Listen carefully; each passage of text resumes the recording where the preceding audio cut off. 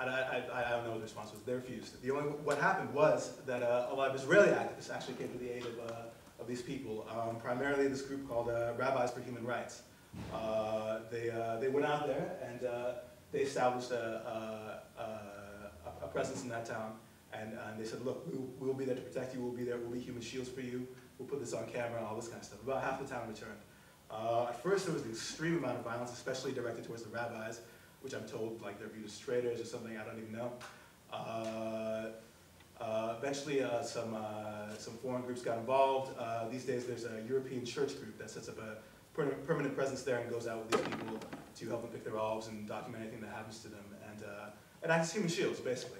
Because if something happens to them, people might notice. If something happens to another Palestinian, they probably won't. So yeah, that's where one weekend they were short of people, and they called the organization I was with, and I went up there to pick olives with these people. And fortunately, the situation since 2002, the level of violence has gone down dramatically. Although there's still like an extreme amount of problems. For example, there's still harassments and threats on a constant basis. The settlers come in and do things like urinate and bathe in their water well. Complaints are completely ignored. The people of that village have to have a permit to pick olives on their own land that's nearby the illegal settlement outpost. They're only given 3 days to pick olives, an area that would take about 2 weeks, at least according to the guy that I was talking to. So yeah, I went down there to help them pick some of these olives and basically act as a human shield myself. And yeah, I went down there, and honestly, just talking to these people was just like one of the most like intense experiences that I've ever had in my life. I mean, I went out there and I was working mostly with this guy Walid, who's this guy right there. That's like his family around him. I only got to spend half the day with him because apparently a settler complained that he felt threatened by the internationals. The army came in and kicked us all out. But I asked him, how did this all start?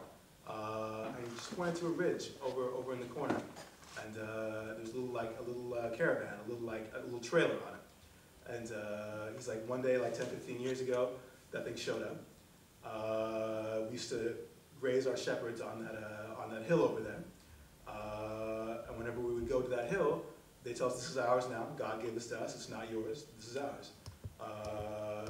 People were beaten up, etc. Walid's uncle was shot in the leg. He was beaten up. And eventually they learned they can't go to that hill. They have to sell, I think, 3/4 of their flock of sheep, which is a lot for someone who lives on a subsistence level. The other time I was just walking through, to meet a different family, and I stopped on the way, and there was this little family, just like a grandmother and a young man my own age and a little kid picking olives and just sorting them out. And I stopped there and talked to them, and I would be talking to this guy about just what's happening here, what's going on, and this grandmother would just burst in the middle, just red in the face, just they beat up my grandson, they killed him. They shot him while he was shepherding his sheep. Why did they do that? He was just a nice young man. He was going to get married. He had his whole life ahead of him.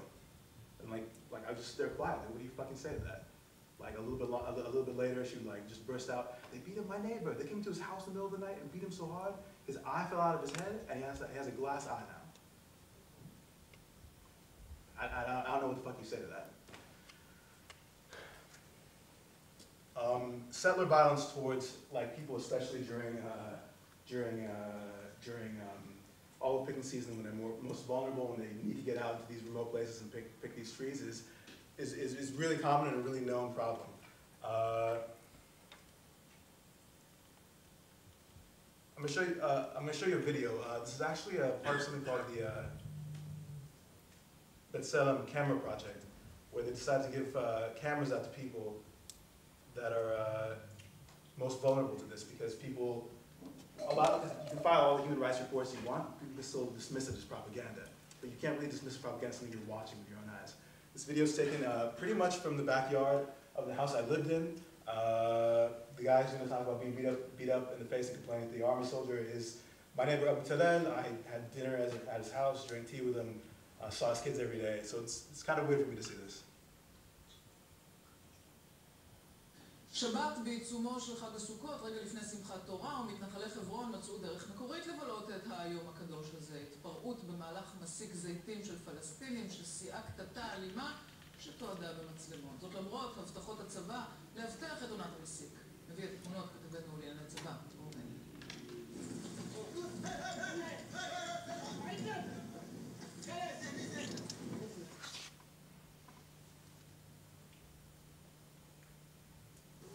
חג סוכות שמח בחברון, עיר האבות, כך יעשה לצלם שינסה לתעד 4 מתנחלים שבאו לשבור הבוקר את מסיק הזיתים.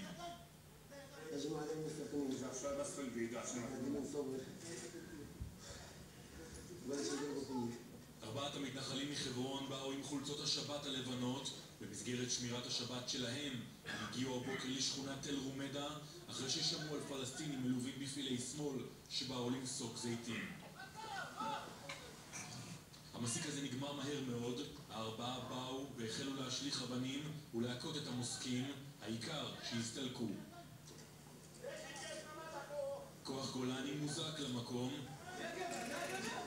אלא שקשה להגיד שהחיילים עוזרים במשהו.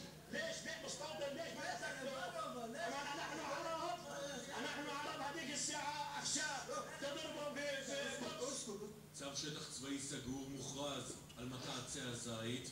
בשביל לזרז את המוסקים ללכת משם, מתחילים להשליך עליהם רימוני גז. שטח צבאי סגור! החיילים קוראים למשטרת חברון שיאכפו את הצו. על מי? נכון, על המוסקים. נכון לערב הזה 3 פעילי שמאל עצורים בידי משטרת חברון, 0 עצורים בקרב.